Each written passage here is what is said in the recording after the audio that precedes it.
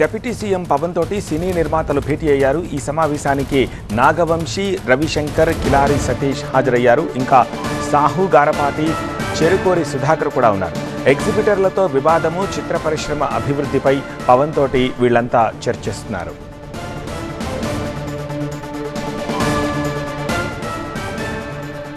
ఈ మీటింగ్కి సంబంధించిన మరింత సమాచారం అందించేందుకు మా ప్రతినిధి లక్ష్మీనారాయణ ప్రస్తుతం మనకు లైవ్లో సిద్ధంగా ఉన్నారు.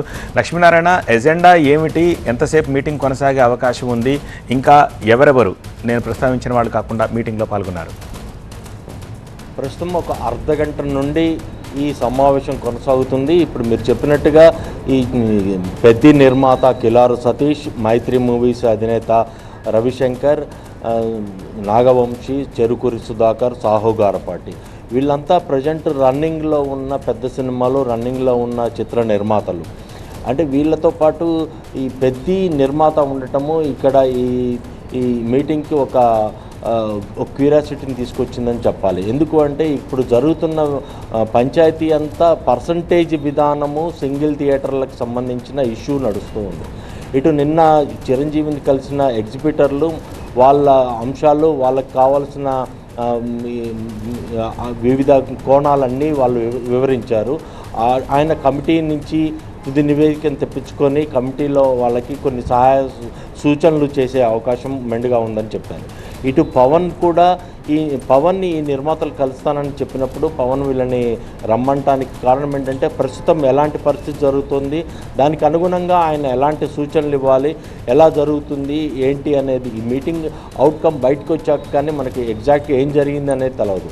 మరోవైపు ఈరోజు ఫిలిం ఛాంబర్లో జరిగిన ఈసీ మీటింగ్లో జూన్ 30 వరకు ఈ కమిటీ నివేదిక, తుది నివేదిక ఇవ్వాలనే ఒక నిర్ణయం తీసుకున్నారు. ఆ నివేదిక ఆధారంగానే పర్సంటేజ్ విధానానికి సంబంధించి ఎలాంటి అంశాలని, ఎంత పర్సంటేజ్ ఇస్తారు సింగిల్ థియేటర్లకి, వాటికి గ్రేడింగ్ ఇస్తారా, టికెటింగ్ విధానంలో ఎలాంటి పారదర్శకతను పాటిస్తారు అనే వివరాలన్నీ ఆ కమిటీ తుది వచ్చాక కానీ తెలుస్తుంది.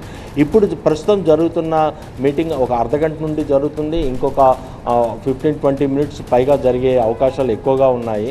అది జరిగిన తర్వాత ఆ మీటింగ్లో నిర్మాతలు పవన్కి ఎలాంటి అంశాలని వివరించారు, పవన్ ఎలాంటి సూచనలు చేశారనే అవుట్కమ్ మనకు ఒక హాఫ్ అన్ అవర్లో వచ్చే అవకాశం ఉంది. ప్రస్తుతానికి లక్ష్మీనారాయణ, ఎందుకు ఇంత కాంప్లికేట్ అయిపోతుంది? ఎన్ని మీటింగ్స్ పెట్టుకున్నారు? ఇప్పుడు స్టార్ట్ అయింది కాదు, ఎప్పటి నుంచో జరుగుతోంది. పదే మళ్ళీ మొదటికి ఎందుకు వస్తోంది? బాలకృష్ణ రియాక్ట్ అయ్యారు, అవును వాళ్ళకి అన్యాయం జరుగుతుందని చెప్పి ఆయన మాట్లాడారు. చిరంజీవి దగ్గరికి వెళ్ళింది పంచాయతీ. ఇంతమంది దగ్గర ఎందుకు ఫిక్స్ అవ్వట్లేదు ప్రాబ్లం? అంటే ఇక్కడ ఈ ఎగ్జిబిటర్లు ఈసారి చాలా పట్టడానికి మెయిన్ కారణం ఏంటంటే, ఒక పెద్ద సినిమా జరుగుతున్నప్పుడు పెద్ద సినిమా టైంలో కనుక మనం చాలా గట్టిగా పట్టుగా ఉంటే ఈ పర్సంటేజ్ విధానాన్ని అన్ని సినిమాలకు కొనసాగించవచ్చు అనేది ఎగ్జిబిటర్లు చెప్తున్న అంశం. గతంలో హరిహర వీరమల్లు టైంలో కూడా ఈ ఎగ్జిబిటర్లు కొద్దిగా చాలా గట్టిగానే పట్టారు. కాకపోతే అప్పుడు చాలా ఇండస్ట్రీలో ఉన్న చాలామంది పెద్దలు ఎగ్జిబిటర్లకి కొన్ని సలహాలు ఇచ్చి ఒక 2 నెలల్లో ఒక తుది నివేదికని సమర్పించుకొని ఒక 2 నెలల్లో ఇవి అమలు చేసే విధంగా ఉండాలి అని వాళ్ళకి చెప్పడంతో వాళ్ళు కొద్దిగా అప్పుడు మెత్తపడినట్టుగా తెలుస్తుంది. అంటే ఇదంతా ఏంటంటే లాంగ్ రన్ లేకపోవటం అనేదే దీని అన్నిటికీ పెద్ద కారణం. లాంగ్ రన్ ఉండుంటే గతంలో 50 రోజుల ఫంక్షన్లు, 100 రోజుల ఫంక్షన్లు ఉండేవి. ఇప్పుడు అలాంటి పరిస్థితి లేదు. ఒక వారమా, 4 రోజుల, 2 రోజుల ఇదే విధానం కొనసాగుతుంది.